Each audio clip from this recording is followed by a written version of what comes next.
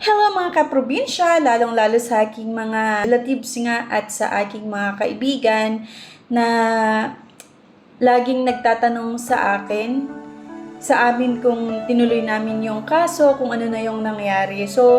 Pero bago yun mga besh or sa mga followers natin na hindi pa nakakaalam sa totoong nangyari, nawalan kami ng pera, parang ninakawan or in-scam kami. Medyo masakit lang yun talaga sa part namin.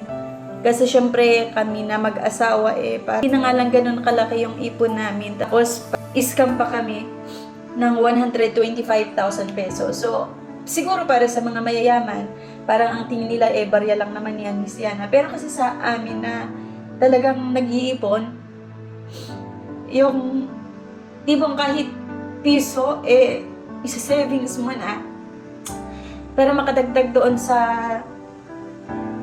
ipon mo, tas may mga tao na hindi mapagkakatiwalaan and sobrang masama pa yung loob namin talaga kasi syempre medyo matanda na rin and nire-respeto talaga namin yung tao na yon, tas ganyan lang din pala yung gagawin sa amin. So para sa kaalaman ng lahat, hindi na po namin tinuloy yung kaso. So kasi sobrang napagod na rin kami, ilang beses na kami pabalik-balik sa barangay. So ganito kasi ang nangyari, meron kaming gustong saldahan or sanglaan na lupa. And sobrang gusto namin na makasangla ng lupa kasi nga gusto namin talaga na magkaroon ng dagdag income.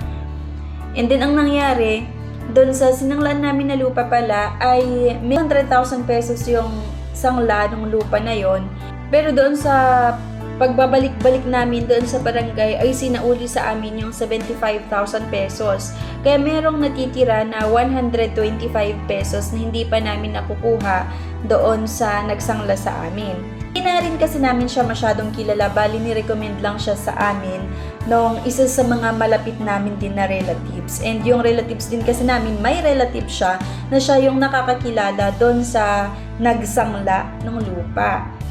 So, nalaman namin and agad-agad pinuntahan namin. Yung lupa na yun, medyo malayo sa sentro, pero nagustuhan pa rin namin kasi ang sa amin naman, wala namang problema kasi may sasakyan. Kaya kung sakali na ipapatrabaho namin yon, may sasakyan naman na magagamit. Pero, ayun, sinabi naman nung nagsangla sa amin na merong una na nakasangla doon sa lupa niya. Pero ang mangyayari, kapag ibibigay namin sa kanya yung pera, ay ibibigay niya agad doon sa unang nakasangla para kami na yung magtatrabaho. And naging kampante naman kami kasi pumunta kami mismo sa barangay, doon na rin kami nagpirmahan.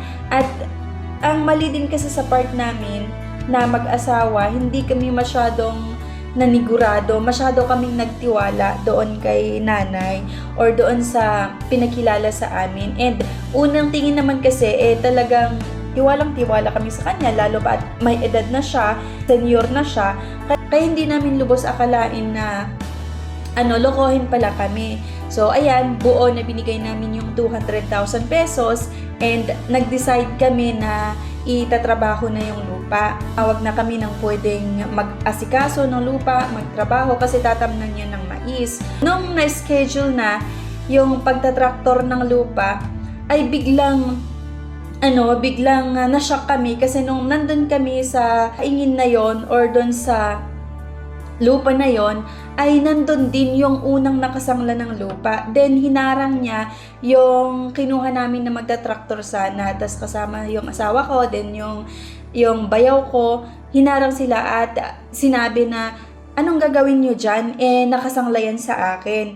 Pero prior doon, sinabi naman sa amin na nakasangla sa iba. Pero kasi nagtiwala kami doon sa sinabi niya na pagkabigay namin ng pera, ibibigay niya agad doon sa unang nagsangla. And syempre dahil nga doon sa barangay din naman kami nagpirmahan at yung nag-refer din naman doon sa bayaw ko din na nagsabi sa amin doon sa lupa na yon, ay nagtiwala din kami kasi syempre kaprobinsya, kababayan, dahil nagkagulo nga, nagkaroon ng ilang diskusyon. Halos 4 na beses kaming bumalik sa barangay na yon, pero walang nangyari. Request na lang ako na kung pwede bigyan ako ng letter para iakyat ko sa taas.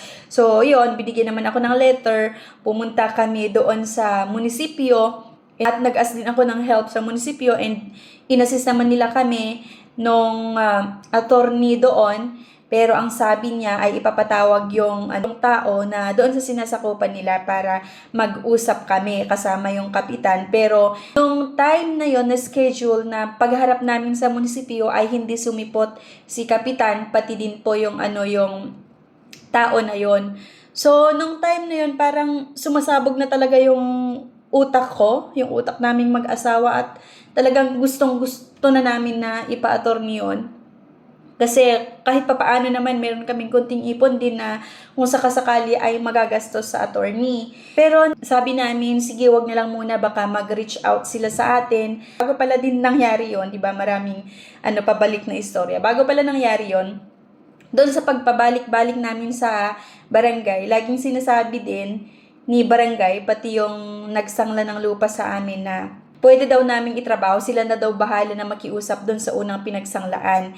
Pero syempre sa amin naman, gusto namin yung safety ng magtatrabaho or yung papuntahin namin na magtrabaho doon sa lupa. So sabi namin, ipatawag nyo muna yung yung unang pinagsanglaan. And nung nagkita kami doon sa unang pinagsanglaan, galit na galit din siya kasi sabi niya doon sa kay nanay or doon sa matanda na sinabi mo na ibabalik mo yung pera sa akin pero bakit hindi mo binalik? And ang mali din kasi nung may-ari ng lupa ang araw na mag-isang linggo na hindi pa niya binabalik yung pera doon sa unang nagsanglaan. And doon din siya nagalit na sabi niya, bakit buo naman pala na binigay sa'yo yung pera na 200,000, bakit hindi mo binalik sa akin yung 150 na unang sinangla ko sa'yo? Tapos yun na, talagang nag-decide kami na kumuha ng attorney. Pero bago yon nag-pray talaga kami. Ang araw na talagang parang galit kami na hindi kasi tuwing may time na gusto naming pumunta sa attorney, parang nade-delay. And then yun yung time na nag-asa ako sa mga pastor. And maraming salamat sa mga pastor na nagbigay sa amin ng payo. And nasabi nila, alam ko din naman yung verses na sabi ni Lord na vengeance is mine. Pero kasi, syempre, sa part namin na yung tipong kahit magkano lang, gusto mong ipunin. Kasi may goal ka sa buhay, may gusto mong maabot. And buti na lang din, hindi malaki yung nawala sa amin na pera, 125,000 pesos lang, iba lang pa. Pero kung tutusin yung 125,000 pesos, lalo pag dito ka sa probinsya, talagang malaki yon at maraming pwedeng panggamitan. Ilang beses namin tinangka na pumunta sa attorney talaga na kumausap ng attorney. Parang nade-delay yung lakad namin.